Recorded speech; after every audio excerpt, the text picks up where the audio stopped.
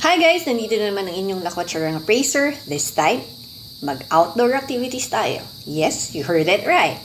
Sa mga mahilig dyan ng mga extreme sports or mga challenges, mga competitive dyan na gustong i-test yung sarili nila.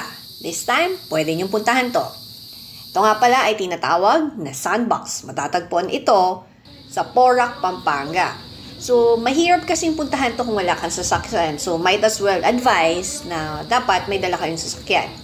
So, ang first activity natin dyan ay ang giant swing. Iyan ang isa sa pinakamalaking swing dito sa Asia, sa Pilipinas. Meron siyang pwede siya hanggang 3 capacity ng tao. Yan naman ay yung splash top area. Nandyan yung aerial walk. So, matitest yung pasensya nyo dyan, saka yung sense of balance. Ayan naman yung roller coaster zipline. 180 meter long yung haba niya and 12 meter high.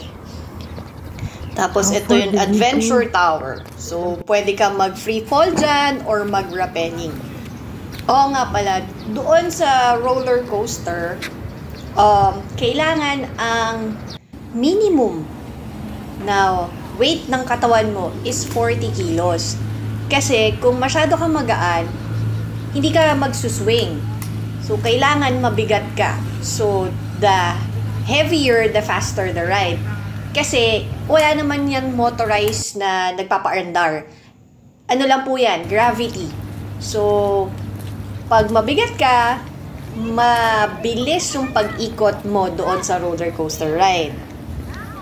Bago ka naman sumakay dyan, ibibrief ka naman nila. So, bibigyan ka rin nila ng mga safety gear like helmet and other protection para safe din yung pagsakay mo.